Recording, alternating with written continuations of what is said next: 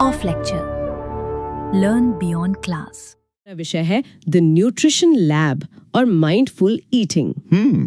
ये एक ऐसा टॉपिक है जिसे लोग अक्सर बहुत हल्के में ले लेते हैं। सही कहा। जैसे अगर हम अपनी स्क्रीन पर इस पहले स्लाइड को देखें, यहाँ एक आम भारतीय थाली की तस्वीर है। रोटी, दाल और चावल। देखने में तो ये सिर्फ पेट भरने का जरिया लगती है, लेकिन क्या इसके अंदर कोई जादुई सुपर पावर्स छिपी है? जादुई सुपर पावर्स, ये बहुत ही अच्छा शब्द इस्तेमाल किया आपने, क्योंकि बायोकेमिस्ट्री के लेवल पर ये किसी जादू से कम नहीं है। एग्जैक्टली। मतलब मैं इसे ऐसे समझाना चाहूंगी कि जिस तरह एक हाईटेक कार को चलने के लिए पेट्रोल और इंजन ऑयल की जरूरत होती है, ठीक वैसे ही हमारे शरीर के इस कॉम्प्लेक्स इंजन को भी तो ईंधन चाहिए ना। हाँ बिल्कुल, जिसे हम फ्यूल कहते हैं। और खाने में मौजूद इन खास रासायनिक पदार्थों को ही विज्ञान की भाषा में पोषक तत्व या न्यूट्रिएंट्स कहा जाता है। Nutrients, right. हाँ। और अगर आप स्लाइड के बुलेट पॉइंट्स देखें तो ये न्यूट्रिएंट्स मुख्य रूप से 3 सबसे बड़े काम करते हैं। पहला है शरीर की ग्रोथ, यानी हमें लंबा और मजबूत बनाना। दूसरा है एनर्जी, जो हमें खेलने, दौड़ने और पढ़ने की ताकत देती है। और तीसरा पॉइंट भी स्क्रीन पर फ्लैश हो रहा है, इम्यूनिटी। बिल्कुल, इम्यूनिटी यानी बीमारियों से लड़ने की क्षमता। तो यहाँ पर मैं थोड़ा टीचिंग मोड में आना चाहूंगी, क्योंकि यहाँ एक बहुत ही बड़ा क्लाइमैक्स है, खासकर उन स्टूडेंट्स के लिए जो नोट्स बना रहे हैं। एग्जाम पॉइंट ऑफ व्यू से ये बहुत ही ज्यादा इम्पोर्टेंट है। हाँ, ये तो अक्सर पूछा जाता है। जी, एग्जाम में सीधा सवाल आता है कि पोषक तत्वों के ये 3 मुख्य कार्य क्या हैं और इनके बिना क्या होगा। तो आप लोग इसे रट लीजिए, ग्रोथ, एनर्जी और इम्यूनिटी। अगर ये नहीं होंगे तो शरीर का हाईटेक इंजन पूरी तरह से काम करना बंद कर देगा। एकदम सही बात है, इंजन सीज हो जाएगा। तो चलिए अब इस इंजन को स्टार्ट करते हैं और अपनी अगली स्लाइड की तरफ बढ़ते हैं, जो कि फ्यूल के बारे में है। हाँ, तो अगर इंजन की बात हो गई है तो ये जानना बहुत जरूरी है कि इस इंजन को तुरंत भागने की पावर, वो इंस्टेंट किक आखिर कहाँ से मिलती है। मैं बहुत ही सस्पेंस के साथ इंट्रोड्यूस करना चाहूंगी हमारे पहले हीरो को, एनर्जी गिवर्स। क्या बात है। और इस एनर्जी गिवर्स की कैटेगरी में सबसे बड़ा नाम है कार्बोहाइड्रेट्स का। कार्बोहाइड्रेट्स मतलब हमारा इंस्टेंट फ्यूल, राइट? बिल्कुल, कार्बोहाइड्रेट्स हमारा इंस्टेंट फ्यूल है। जब भी आपको भागने, कूदने या तेजी से सोचने के लिए तुरंत ऊर्जा चाहिए होती है तो कार्बोहाइड्रेट्स काम आते हैं। तो ये मिलते कहाँ से है? जैसा कि स्लाइड में इमेजेस बनी है, चावल, गेहूं, आलू, पपीता, तरबूज, मक्का और बाजरा। अच्छा, पपीता और तरबूज भी? हाँ, क्योंकि ये मुख्य रूप से स्टार्च और नेचुरल शुगर के रूप में होते हैं, जो शरीर में तुरंत पचकर खून में मिल जाते हैं। लेकिन मेरे दिमाग में एक एनालॉजी आ रही है और एक सवाल भी। अगर कार्बोहाइड्रेट्स तुरंत खर्च होने वाले नकद पैसे, मतलब कैश की तरह है, जो हमारी जेब में रखे हैं, तो फिर फैट्स का क्या काम है? ये बहुत ही शानदार सवाल है। अगर कार्ब्स कैश हैं, तो फैट्स हमारे शरीर का एनर्जी बैंक है। एनर्जी बैंक मतलब फ्यूचर के लिए? एग्जैक्टली। फैट्स भविष्य के लिए ऊर्जा जमा करते हैं। और एक बहुत ही बड़ा फैक्ट है जो स्लाइड में बोल्ड लेटर्स में लिखा है, फैट्स में कार्बोहाइड्रेट की तुलना में समान मात्रा में कहीं अधिक ऊर्जा होती है। अच्छा, मतलब अगर 1 ग्राम कार्ब्स लें और 1 ग्राम फैट लें तो फैट ज्यादा पावर देगा? हाँ, लगभग 2 गुनी ऊर्जा। और इसके स्रोत हैं घी, मक्खन, मूंगफली, तिल और मछली। तो यहाँ पर फिर से एक बड़ा एग्जाम पॉइंट आता है। एग्जाम में जब भी पूछा जाए कि फैट्स और कार्ब्स में से ज्यादा ऊर्जा कौन देता है, तो जवाब है फैट्स। बिल्कुल। लेकिन एक वार्निंग भी है, एक चेतावनी जो मैं यहाँ देना चाहूंगी। ज्यादा समोसे और मलाई खाने से मोटापा होता है। हाँ, मोटापा यानी ओबेसिटी होती है, क्योंकि जैसा आपने कहा कि एनर्जी का बैंक है और अगर हम खर्च नहीं करेंगे तो ये बैंक बहुत जल्दी भर जाता है और ओवरफ्लो होने लगता है शरीर के वजन के रूप में। बिल्कुल सही। तो ऊर्जा तो हमें मिल गई, लेकिन अब स्लाइड नंबर 3 की बारी है। अगर शरीर का विकास करना हो और मान लीजिए चोट लग जाए, तो उसकी मरम्मत कौन करेगा? इसके लिए हमें चाहिए बॉडी बिल्डिंग फूड्स, यानी प्रोटीन्स। प्रोटीन्स। तो क्या प्रोटीन्स को हम शरीर की ईंटें कह सकते हैं? हाँ, विज्ञान में प्रोटीन्स को बिल्डिंग ब्रिक्स ही कहा जाता है, लेकिन ये सिर्फ जिम जाने वालों के लिए मांसपेशियां नहीं बनाते। तो और क्या करते हैं ये? शरीर में हर पल होने वाली कोशिकाओं की टूट फूट, जो डैमेज्ड सेल्स होते हैं, उनकी मरम्मत भी करते हैं। तो मैं इसे एक कंस्ट्रक्शन साइट की तरह समझाना चाहूंगी। सोचिए कि हमारा शरीर एक बड़ी सी इमारत है जो बन रही है। अब बिना ईंटों के कोई भी मजबूत इमारत खड़ी नहीं हो सकती, राइट? बिल्कुल नहीं हो सकती। तो प्रोटीन्स वो ईंटें हैं। और यहाँ एक और सुपर इम्पोर्टेंट एग्जाम पॉइंट है जो क्लाइमैक्स की तरह बार बार पेपर्स में आता है। कौन सा? ये कि प्रोटीन की सबसे ज्यादा जरूरत किसे होती है? तो इसका जवाब है बढ़ते हुए बच्चों को, गर्भवती महिलाओं को और घायल व्यक्तियों को प्रोटीन की सबसे ज्यादा जरूरत होती है। एकदम परफेक्ट आंसर है ये, क्योंकि इन तीनों ही अवस्थाओं में शरीर को नई कोशिकाओं के निर्माण की सबसे ज्यादा जरूरत होती है। और अगर हम स्लाइड में इसके सोर्सेज देखें तो पौधों से हमें मिलता है मूंग दाल, बीन्स, मटर, सोयाबीन और चना। और जानवरों से मिलने वाले स्रोतों में शामिल हैं पनीर, अंडे, मछली और मीट। क्या बात है! तो बिल्डिंग बन गई और एनर्जी भी आ गई। हाँ, इंजन रेडी है। लेकिन अब मैं थोड़ा सस्पेंस क्रिएट करना चाहूंगी, क्योंकि बाहर बहुत सारे दुश्मन हैं, खतरनाक बीमारियां। तो इस शरीर को उन दुश्मनों से बचाएगा कौन? इसके लिए हमें चाहिए हमारे बॉडीगार्ड्स। चलिए नेक्स्ट स्लाइड पर आते हैं। बॉडीगार्ड्स यानी विटामिन्स एंड मिनरल्स। बहुत ही सही नाम दिया आपने ने, बॉडीगार्ड्स। विटामिन्स शरीर को बीमारियों से बचाते हैं। मैंने सुना है इनकी जरूरत बहुत कम मात्रा में होती है। हाँ, इनकी जरूरत मिलीग्राम में होती है, लेकिन इनका इम्पैक्ट जो असर है वो आंखों, हड्डियों और मसूड़ों पर बहुत ही मैसिव होता है। तो कौन कौन से सुपर हीरोज हैं हमारे पास? हमारे पास पूरी एक टीम है। सबसे पहले है विटामिन ए। ये हमारी आंखों और त्वचा की रक्षा करते हैं, जो गाजर और पपीते से मिलते हैं, राइट? बिल्कुल।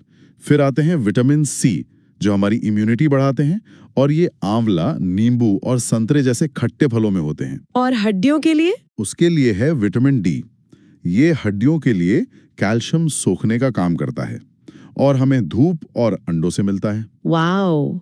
और इसी स्लाइड में मिनरल्स का भी सेक्शन है। हाँ, मिनरल्स शरीर के माइक्रो मैनेजर्स हैं। माइक्रो मैनेजर्स मतलब जो छोटे छोटे काम संभालते हैं। हाँ, लेकिन वो काम बहुत क्रिटिकल होते हैं। जैसे कैल्शियम, ये हड्डियों और दांतों की मजबूती के साथ साथ खून का थक्का जमने में मदद करता है। ये दूध और अंडों से मिलता है। अच्छा, खून का थक्का यानी ब्लड क्लॉटिंग। बिल्कुल। फिर है आयरन, जो ऑक्सीजन सप्लाई के लिए हीमोग्लोबिन बनाता है। पालक और सेब इसके अच्छे स्रोत हैं। और आखिर में आयोडीन, जो नॉर्मल ग्रोथ और थायराइड फंक्शन के लिए जरूरी है। ये आयोडाइज नमक और सी फूड से मिलता है। तो इसे ऐसे समझ सकते हैं जैसे किसी बड़ी कंपनी में छोटे छोटे मैनेजर्स होते हैं जिनके बिना पूरा काम ठप हो जाता है। वैसे ही इन मिनरल्स के बिना शरीर अपना पूरा स्ट्रक्चर खो देता है। बहुत ही बढ़िया एनालॉजी है ये। और यहाँ पर आता है हमारा एक और शानदार एग्जाम पॉइंट। एग्जाम्स में सीधे ऑब्जेक्टिव सवालों के रूप में पूछा जाता है कि आयरन का संबंध किससे है? तो जवाब है हीमोग्लोबिन से। और आयोडीन का संबंध किससे है?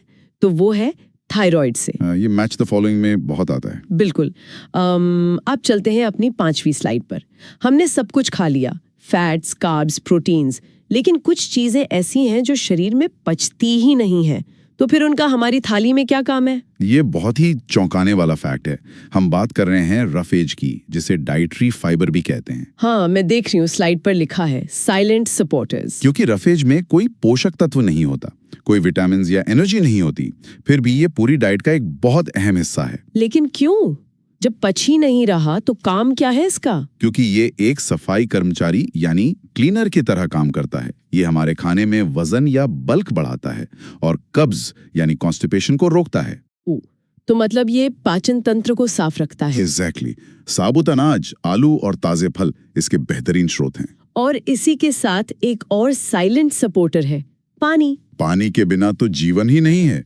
हमारा शरीर 70% पानी से बना है। 70%? हाँ, ये पोषक तत्वों को सोखने और पसीने और यूरिन के जरिए शरीर का कचरा बाहर निकालने का सबसे बड़ा काम करता है। तो यहाँ पर एक बहुत ही प्रैक्टिकल एग्जाम पॉइंट है। हाँ। जो अक्सर मेडिकल या बायोलॉजी के एग्जाम्स में आता है कि जब डिहाइड्रेशन होता है तो शरीर को सिर्फ पानी नहीं बल्कि ORS की जरूरत होती है। हाँ, ओरल रिहाइड्रेशन सॉल्यूशन। बिल्कुल। पानी, चीनी और चुटकी भर नमक का ये फॉर्मूला और रफेज का वो सफाई वाला काम, ये दोनों एग्जाम के लिए सुपर इम्पोर्टेंट है। इससे तो सबको नोट कर ही लेना चाहिए। तो चलिए अब ज्ञान स्क्वायर की इस न्यूट्रिशन लैब में अब हम अपनी 6ठी स्लाइड खोलते हैं। अब जब हमें सारे पोषक तत्वों का पता चल ही गया है, तो बड़ा सवाल ये है कि इन्हें किस मात्रा में खाया जाए। ये बहुत ही क्रिटिकल सवाल है, जिसे हम संतुलित आहार या बैलेंस डाइट कहते हैं। तो क्या इसका कोई फिक्स मेनू होता है? नहीं, संतुलित आहार एक डायनामिक कॉन्सेप्ट है। ये कोई फिक्स मेन्यू नहीं है जो सबके लिए एक जैसा हो। मतलब ये बदलता रहता है? बिल्कुल। उदाहरण के लिए, अगर कोई शारीरिक मेहनत करने वाला मजदूर है तो उसे फ्यूल के लिए ज्यादा कार्बोहाइड्रेट्स चाहिए। हाँ, क्योंकि उसे तुरंत एनर्जी चाहिए। वहीं दूसरी तरफ एक बढ़ता हुआ बच्चा है, उसे शरीर बनाने के लिए ज्यादा प्रोटीन चाहिए। तो डाइट उम्र और काम के हिसाब से बदलती है। एक सवाल जो मेरे दिमाग में आ रहा है, क्या किचन में खाना पकाने के तरीके से ये पोषक तत्व नष्ट भी हो सकते हैं? मतलब अगर हमने बहुत अच्छा खाना लिया लेकिन गलत पका दिया तो सब बेकार है, बिल्कुल नष्ट हो सकते हैं। ज्यादा गर्मी या एक्सट्रीम हीट से विटामिन सी पूरी तरह नष्ट हो जाता है। ओह, मतलब अगर हम नींबू को बहुत खौलते हुए पानी या सब्जी में डाल दें तो विटामिन सी खत्म? पूरी तरह से। इसीलिए कच्ची सब्जियां और सलाद हमारी डाइट में होनी ही चाहिए। और एक और बहुत बड़ी गलती जो हम किचन में करते हैं, वो क्या है? सब्जियों को काटने के बाद धोना। सब्जियों को काटने के बाद कभी नहीं धोना चाहिए, क्योंकि इससे पानी के साथ सारे जरूरी विटामिन और मिनरल्स घुलकर नाली में बह जाते हैं। माय गॉड, ये तो बहुत ही कॉमन प्रैक्टिस है घरों में। और स्टूडेंट्स, ये आपका क्लाइमैक्स एग्जाम पॉइंट है। हाँ, ये बहुत बार पूछा जाता है। एग्जाम्स में पूछते हैं कि सब्जियों को काटने के बाद क्यों नहीं धोना चाहिए और कौन सा विटामिन गर्मी से सबसे जल्दी नष्ट होता है। तो याद रखिए, गर्मी से नष्ट होता है विटामिन सी और काटने के बाद धोने से सारे जरूरी पोषक तत्व बह जाते हैं। ये बहुत ही प्रैक्टिकल पॉइंट्स हैं जो सिर्फ एग्जाम में नहीं, जिंदगी में भी काम आते हैं। बिल्कुल। अब आते हैं अपनी आखिरी और सबसे सस्पेंसफुल स्लाइड पर, डेफिशिएंसी डिजीज। क्या होगा अगर हम लापरवाही करें और लंबे समय तक इनमें से किसी पोषक तत्व को अपनी थाली में ना रखें? मैं बहुत ही सीरियस टोन में एक वार्निंग देना चाहूंगी कि ये शरीर के लिए कितना खतरनाक हो सकता है। ये वाकई में खतरनाक है। अगर हम बीमारियों की लिस्ट देखें तो अगर प्रोटीन या कार्ब्स की कमी हो जाए तो एक बीमारी होती है जिसे क्वाशीओरकोर कहते हैं। इसमें शरीर बहुत पतला हो जाता है, लेकिन कुपोषण की वजह से पेट फूल जाता है। ओह, बहुत भयानक। और विटामिन ए की कमी से? रतौंधी, जिसे नाइट ब्लाइंडनेस कहते हैं, इसमें अंधेरे में कम दिखना शुरू हो जाता है। और विटामिन सी, जिसके बारे में हमने बात की, विटामिन सी की कमी से स्कर्वी नाम की बीमारी होती है, जिसमें मसूड़ों से खून आने लगता है। और विटामिन डी की कमी से होने वाली बीमारी? स्लाइड पर रिकेट्स लिखी है। हाँ, रिकेट्स। इसमें हड्डियां इतनी मुलायम हो जाती हैं कि वो मुड़ जाती हैं, खासकर बच्चों में। ये सब सुनकर ही बहुत अजीब लग रहा है। मिनरल्स की कमी से क्या होता है? जैसे आयोडीन। आयोडीन की कमी से घेंगा रोग होता है, जिसे गॉइटर कहते हैं। इसमें गले की ग्रंथि में बहुत भारी सूजन आ जाती है। और आयरन की कमी? मुझे लगता है ये तो बहुत कॉमन है भारत में। बहुत ज्यादा।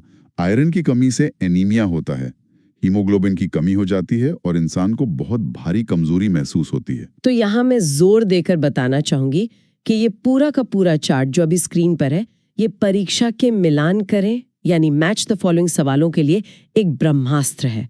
इसे पूरी तरह से रट लेना चाहिए। बिल्कुल, ये चार्ट तो बाय हार्ट याद होना ही चाहिए। तो अब हम अपने कंक्लूजन की तरफ बढ़ रहे हैं।